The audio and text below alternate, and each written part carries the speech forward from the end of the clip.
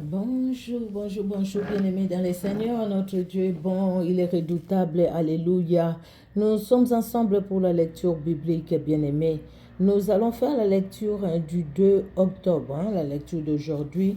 Que Dieu, dans son amour, vous bénisse. Nous prions. Nous te louons, Seigneur, parce que tu es là avec nous. Nous te glorifions, Éternel, car tu ne changes pas. Tu es le même. Alléluia. Hier, aujourd'hui, éternellement. Toi qui as marché avec Israël, tu as marché avec nous. Tu nous as conduits et tu nous conduis. Merci pour ton amour, ta bonté et pour ta fidélité, Seigneur. Gloire à toi pour l'œuvre de Golgotha, là où tu as tout accompli pour nous, Seigneur Jésus-Christ.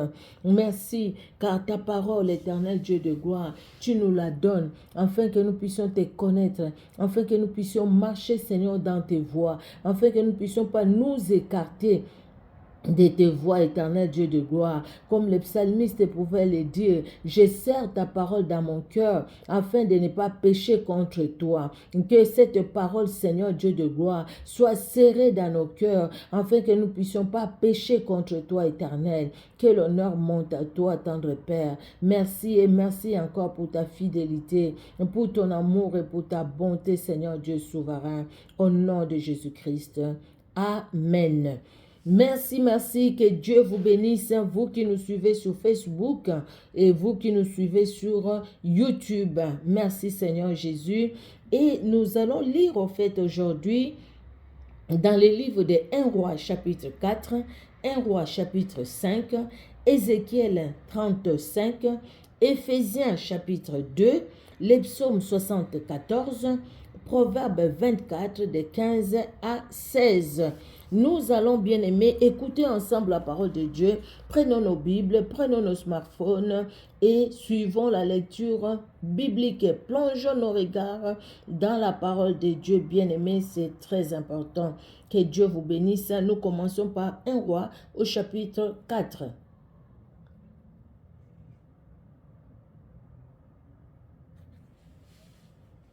Le premier livre des rois, chapitre 4. Le roi Salomon était roi sur tout Israël.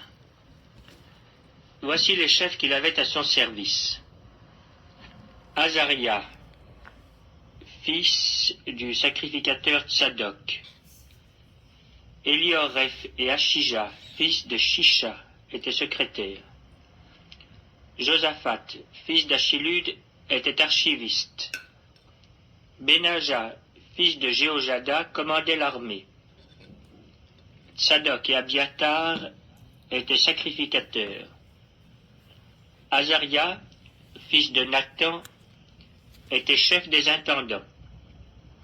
Zabud, fils de Nathan, était ministre d'État, favori du roi. Achishar était chef de la maison du roi, et Adoniram, fils d'Abda, était préposé sur les impôts. Salomon avait 12 intendants sur tout Israël. Il pourvoyait à l'entretien du roi et de sa maison, chacun pendant 1 mois de l'année. Voici leurs noms. Le fils de Hur, dans la montagne d'Éphraïm. Le fils de Déker, à Makats. À Saalbim, à Beth-Shemesh, à Élon et à Beth-Anan. Le fils de Ézède, à Arubboth.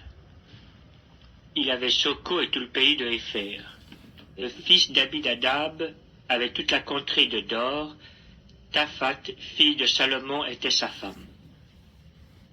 Baana, fils d'Achilud, avait Tahanak et Megiddo, et tout Beth-Shean, qui est près de Tsartan, au-dessous de Gisréel, depuis Beth-Shean jusqu'à Abel-Méola, jusqu'au-delà de Jokmeam. Le fils de Géber, à Ramoth en Galaad. Il avait les bourgs de Jaïr, fils de Manassé, en Galaad. Il avait encore la contrée d'Argob en Basan, 60 grandes villes à murailles et à barres d'airain. Achinadab, fils d'Ido à Manaïm. Achimaatz en Nephtali. Il avait pris pour femme Basmat, fille de Salomon. Baana, fils de Hushaï, en Nazer et à Béalot. Josaphat, fils de Parnak, en Issachar. Shimei, fils d'Éla, en Benjamin. Géber, le fils d'Uri, dans le pays de Galaad. Il avait la contrée de Sion, roi des Amoréens, et d'Og, roi de Bazan. Il y avait un seul intendant pour ce pays. Juda et Israël étaient très nombreux, pareils au sable qui est sur le bord de la mer. Ils mangeaient, buvaient et se réjouissaient. Salomon dominait encore sur tous les royaumes, depuis le fleuve jusqu'au pays des Philistins et jusqu'à la frontière d'Égypte. Ils apportaient des présents et ils furent assujettis à Salomon tout le temps de sa vie. Chaque jour, Salomon consommait en vivres 30 corps de fleurs de farine et 60 corps de farine, 10 bœufs gras, 20 bœufs de pâturage et 100 brebis, outre les cerfs, les gazelles, les daims et les volailles engraissées. Il dominait sur tout le pays de l'autre côté du fleuve, depuis Tipsa jusqu'à Gaza, sur tous les rois de l'autre côté du fleuve. Et il avait la paix de tous les côtés alentours. Juda et Israël, depuis Dan jusqu'à Beer-Sheba, habitèrent en sécurité, chacun sous sa vigne et sous son figuier, tout le temps de Salomon. Salomon avait 40 000 crèches pour les chevaux destinés à ses chars et 12 000 cavaliers. Les intendants pourvoyaient à l'entretien du roi Salomon et de tous ceux qui s'approchaient de sa table, chacun pendant son mois. Il ne laissait manquer de rien. Il faisait aussi venir de l'orge et de la paille pour les chevaux et les coursiers dans le lieu où se trouvait le roi, chacun selon les ordres qu'il avait reçus. Dieu donna à Salomon de la sagesse, une très grande intelligence et des connaissances multipliées comme le sable qui est au bord de la mer. La sagesse de Salomon surpassait la sagesse de tous les fils de l'Orient et toute la sagesse des Égyptiens. Il était plus sage qu'aucun homme, plus qu'Étan, l'Ezrachite, plus qu'Éman, qu'Alcol et Darda, les fils de Machol. Et sa renommée était répandue parmi toutes les nations d'alentour. Il a prononcé 3000 sentences et composé 1005 cantiques. Il a parlé sur les arbres, depuis le cèdre du Liban jusqu'à l'hysope qui sort de la muraille. Il a aussi parlé sur les animaux, sur les oiseaux, sur les reptiles et sur les poissons. Il venait des gens de tous les peuples pour entendre la sagesse de Salomon, de la part de tous les rois de la terre qui avaient entendu parler de sa sagesse. Alléluia. Nous allons dans le livre de 1 roi au chapitre 5. 1 roi chapitre 5. Nous écoutons, bien-aimés dans le Seigneur. 1 roi chapitre 5, je regarde aussi dans ma Bible. Non, 1 roi c'est... Qu'est-ce que ça me donne là? 34 versets, non? Il n'y a que 8 versets. 1 roi chapitre 5. Là, ça me donne 32 versets, mais ici, dans ma Bible, je n'ai que 18 versets. 1 roi chapitre 5. Ben, écoutez, je vais vous lire ce que j'ai, moi. Là, ça me donne... non. Ici, 1 roi chapitre 5. Hiram, roi de Tyr, envoya ses serviteurs vers Salomon, car il apprit qu'on l'avait oint pour roi à la place de son père, et il avait toujours aimé David. Salomon fit dire à Hiram, « Tu sais que David, mon père, n'a pas pu bâtir une maison à l'Éternel son Dieu, à cause des guerres dont ses ennemis l'ont enveloppé, jusqu'à ce que l'Éternel les ait mis sous la plante de ses pieds. Maintenant, l'Éternel mon Dieu m'a donné du repos de toutes parts, plus d'adversaires, plus de calamités.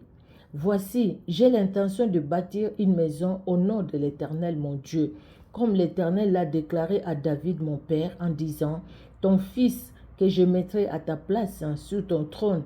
Ce sera lui qui bâtira une maison à mon nom. Ordonne maintenant que l'on coupe pour moi des cèdres du Liban. Mes serviteurs seront avec les tiens et je te payerai les salaires de tes serviteurs, tel que tu l'auras fixé. Je te payerai les salaires de tes serviteurs tel que tu l'auras fixé. Car tu sais qu'il n'y a personne parmi nous qui s'entende à couper les bois comme les Sidoniens. Lorsqu'il entendit les paroles de Salomon, Hiram eut une grande joie et il dit, béni soit aujourd'hui l'Éternel, qui a donné à David un fils sage pour chef de ses grands peuples.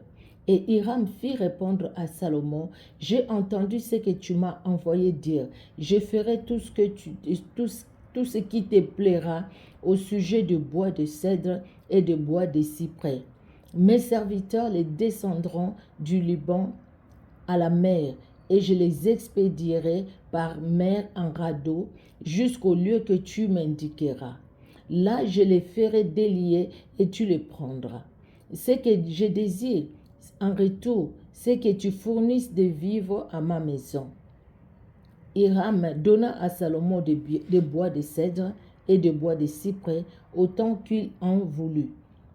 Et Salomon donna à Hiram 20 000 corps de froment pour l'entretien de sa maison et 20 corps d'huile d'olive concassée. C'est ce que Salomon donna chaque année à Hiram. L'Éternel donna de la sagesse à Salomon, comme il le lui avait promis, et il eut paix entre Hiram et Salomon, et ils firent alliance ensemble. Le roi Salomon leva sur tout Israël des hommes de corvée. Ils étaient au nombre de 30 000. Il les envoya au Liban 10 000 par mois. Alternativement, ils étaient 1 mois au Liban et 2 mois chez eux. Adoniram était préposé sur les hommes de corvée. Salomon avait encore 70 000 hommes qui portaient des fardeaux et 4 000 qui taillaient les pierres dans la montagne, sans compter les chefs au nombre de 3 300, préposés par Salomon sur les travaux et chargés de surveiller les ouvriers. Le roi ordonna d'extraire des grandes et magnifiques pierres de taille pour le fondement de la maison.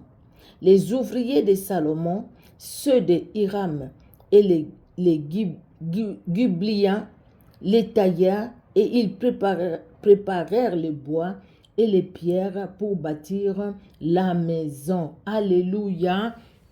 Que notre Dieu soit honoré, qu'il soit loué, bien-aimé dans le Seigneur.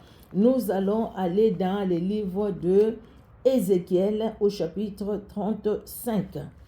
Alors, Ézéchiel, chapitre 35, nous lisons Ézéchiel 35, nous écoutons la parole de Dieu.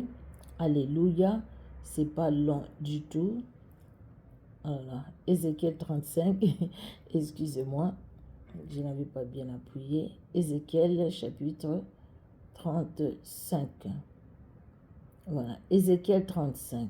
Ézéchiel 35. La parole de l'Éternel me fut adressée, en ces mots. Fils de l'homme, tourne ta face vers la montagne de Séhir, et prophétise contre elle. Tu lui diras, ainsi parle le Seigneur, l'Éternel, voici, j'en veux à toi, montagne de Séhir. J'étends ma main sur toi, et je fais de toi une solitude et un désert. Je mettrai tes villes en ruine, tu deviendras une solitude, et tu sauras que je suis l'Éternel. Parce que tu avais une haine éternelle, parce que tu as précipité par le glaive les enfants d'Israël, au jour de leur détresse, au temps où l'iniquité était à son terme. Je suis vivant, dit le Seigneur, l'Éternel, je te mettrai à sang, et le sang te poursuivra, puisque tu n'as pas eu le sang te poursuivra. Je ferai de la montagne de Séhir une solitude et un désert, et j'en exterminerai les allants et les venants. Je remplirai de mort ces montagnes, sur tes collines, dans tes vallées, dans tous tes ravins, tomberont ceux qui seront frappés par l'épée. Je ferai de toi des solitudes éternelles, tes villes ne seront plus habitées, et vous saurez que je suis l'Éternel, parce que tu as dit, les deux nations, les deux pays seront à moi, et nous en prendrons possession, quand même l'Éternel était là. Je suis vivant, dit le Seigneur, l'Éternel, j'agirai avec la colère et la fureur que tu as montrée, dans ta haine contre eux, et je me ferai connaître au milieu d'eux, quand je te jugerai, tu sauras que moi, l'Éternel, j'ai entendu tous les outrages que tu as proférés contre les montagnes d'Israël, en disant, elles sont dévastées, elles nous sont livrées comme une proie. Vous vous êtes élevés contre moi par vos discours, vous avez multiplié vos paroles contre moi, j'ai entendu. Ainsi parle le Seigneur, l'Éternel, lorsque tout le pays sera dans la joie, je ferai de toi une solitude, à cause de la joie que tu as éprouvée parce que l'héritage de la maison d'Israël était dévasté, je te traiterai de la même manière, tu deviendras une solitude, montagne de Séhir, toi, et Édom tout entier, et ils sauront que je suis l'Éternel. Ézéchiel 35. La parole de l'Éternel me fut adressée, en ces mots, Fils de l'homme, Pardon, tourne ta excusez-moi. face vers la... Ézéchiel. Voilà. Et nous allons passer dans le Nouveau Testament, au fait. Nous allons lire Éphésiens chapitre 2. Alors, Éphésiens chapitre 2. Éphésiens et le deuxième chapitre. Éphésiens chapitre 2. Épître de Paul aux Éphésiens, chapitre 2. On a oublié de prendre du... Vous étiez morts par vos offenses et par vos péchés, dans lesquels vous marchiez autrefois, selon le train de ce monde, selon le prince de la puissance de l'air, de l'esprit qui agit maintenant dans les fils de la rébellion. Nous tous aussi, nous étions de leur nombre, et nous vivions autrefois selon les convoitises de notre chair, accomplissant les volontés de la chair et de nos pensées, et nous étions par nature des enfants de colère, comme les autres. Mais Dieu qui est riche en miséricorde, à cause du grand amour dont il nous a aimés, nous qui étions morts par nos offenses, nous a rendus à la vie avec Christ. C'est par grâce que vous êtes sauvés. Il nous a ressuscités ensemble, et nous a fait asseoir ensemble dans les lieux célestes en Jésus-Christ, afin de montrer dans les siècles à venir l'infinie richesse de sa grâce, par sa bonté envers nous, en Jésus-Christ. Car c'est par la grâce que vous êtes sauvés, par le moyen de la foi. Et cela ne vient pas de vous, c'est le don de Dieu. Ce n'est point par les œuvres, afin que personne ne se glorifie. Car nous sommes son ouvrage, ayant été créés en Jésus-Christ pour de bonnes œuvres que Dieu a préparées d'avance, afin que nous les pratiquions. C'est pourquoi, vous autrefois païens dans la chair, appelés incirconcis par ceux qu'on appelle circoncis, et qui le sont en la chair, par la main de l'homme, souvenez-vous que vous étiez en ce temps-là, sans Christ, privés du droit de cité en Israël, étrangers aux alliances de la promesse, sans espérance et sans Dieu dans le monde. Mais maintenant, en Jésus-Christ, vous qui étiez jadis éloignés, vous avez été rapprochés par le sang de Christ. Car il est notre paix, lui qui des deux n'en a fait qu'un, et qui a renversé le mur de séparation, l'inimitié, ayant anéanti par sa chair les lois des ordonnances dans ses prescriptions, afin de créer en lui-même avec les deux un seul homme nouveau, en établissant la paix, et de les réconcilier l'un et l'autre en un seul corps, avec Dieu par la croix, en détruisant par elle l'inimitié. Il est venu annoncer la paix à vous qui étiez loin, et la paix à ceux qui étaient près. Car par lui, nous avons les uns et les autres accès auprès du Père, dans un même esprit. Ainsi donc, vous n'êtes plus des étrangers, ni des gens du dehors, mais vous êtes concitoyens des saints, gens de la maison de Dieu. Vous avez été édifiés sur le fondement des apôtres et des prophètes, Jésus-Christ lui-même étant la pierre angulaire. En lui, tout l'édifice bien coordonné s'élève pour être un temple saint dans le Seigneur. En lui, vous êtes aussi édifiés pour être une habitation de Dieu, en esprit. Alléluia. Alléluia. Alléluia. tout ce que Jésus-Christ a accompli pour nous à la croix, franchement, oh mon Dieu, nous avons vraiment intérêt à nous attacher à ces grands dieux. Le verset 5 nous dit, nous qui étions morts par nos offenses, par nos offenses, nous a rendus à la vie avec Christ. C'est par grâce que vous êtes sauvés. Il nous a ressuscités ensemble et nous a fait asseoir ensemble dans le lieu céleste en Jésus-Christ. Nous avons tout pleinement en Jésus-Christ, malgré nos défauts, malgré nos faiblesses. Mais ce que Jésus-Christ a accompli pour nous est grand. Bien-aimés dans le Seigneur, ne négligeons pas cet amour de Dieu à notre égard. Vraiment, c'est fort ce que Jésus-Christ a fait. Nous étions destinés à la perdition. Mais voilà, aujourd'hui, nous sommes sauvés. Ce n'est que par grâce.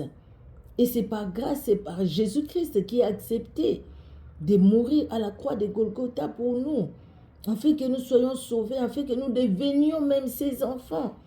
Le verset 22 nous dit, en lui, vous êtes aussi édifiés pour être une habitation de Dieu en esprit. Gloire au Seigneur. Notre Dieu est bon. Le verset 19 nous dit, ainsi donc, vous n'êtes plus des étrangers ni des gens du dehors, mais vous êtes concitoyens des saints, gens de la maison de Dieu. Quelle grâce, quelle grâce, quelle grâce, quelle grâce. Quelle grâce, bien-aimés. Ne négligeons pas cette grâce que nous avons en Jésus-Christ. Quelle grâce. Le Seigneur a fait de grandes choses pour nous et il continue à les faire.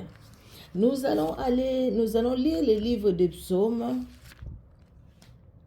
Alors, les psaumes 74. Nous lisons au nom de Jésus-Christ de Nazareth. Cantique d'Azaph. Pourquoi, ô Dieu, rejettes-tu pour toujours? Pourquoi t'irrites-tu contre le troupeau de ton pâturage? Souviens-toi de ton peuple que tu as acquis autrefois, que tu as racheté comme la tribu de ton héritage. Souviens-toi de la montagne de Sion où tu faisais ta résidence. Porte tes pas vers ces lieux constamment dévastés. L'ennemi a tout ravagé dans les sanctuaires. Tes adversaires ont rugi au milieu de ton temple. Ils ont établi pour signe leur signe. Ils ont établi pour signe leur signe. On les a vus, pareil à celui qui lève la cognée dans une épaisse forêt. Et bientôt, ils ont brisé toutes les sculptures à coups de haches et de marteaux.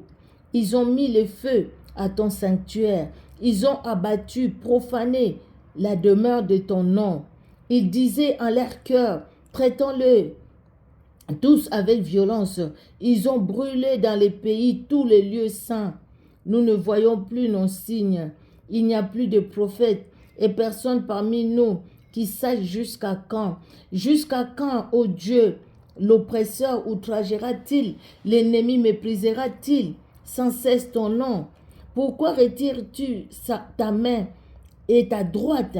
Sors là de ton sein, détruit. Dieu est mon roi, dès les temps anciens, lui qui opère les délivrances au milieu de la terre. Tu as fendu la mer par ta puissance, tu as brisé les têtes des monstres sur les eaux. Tu as écrasé la tête du crocodile. Tu l'as donné pour nourriture au peuple du désert. Tu as fait jaillir des sources et des torrents. Tu as mis à sec des fleuves qui ne tarissent point. À toi est le jour, à toi est la nuit. Tu as créé la lumière et le soleil. Tu as fixé toutes les limites de la terre. Tu as établi l'été et l'hiver. Souviens-toi que l'ennemi outrage l'Éternel et qu'un peuple insensé méprise ton nom. Ne livre pas aux bêtes l'âme de ta tourterelle. N'oublie pas à toujours la vie de tes malheureux. Aie égard à l'alliance. Car les lieux sombres du pays sont pleins de repères des brigands. Que l'opprimé ne retourne pas confus. Que les malheureux et les pauvres célèbrent ton nom. Lève-toi, ô Dieu, défends ta cause. Souviens-toi des outrages qui étaient faits chaque jour l'insensé. N'oublie pas les clameurs de tes adversaires, les tumultes sans cesse croissants de ceux qui s'élèvent contre toi. Il est celui qui entend la prière de ses enfants et qui nous défend dans son amour. Nous allons finir par le livre des Proverbes, Proverbe 24, et nous lisons les versets 15 et les versets 16. De même, connais la sagesse, non, 15 à 16, pardon. N'étends pas méchamment des embûches à la demeure du juste et ne dévaste pas les lieux où il repose. Car cette fois les justes tombent, ils se relèvent, mais les méchants sont précipités dans les malheurs. Alléluia.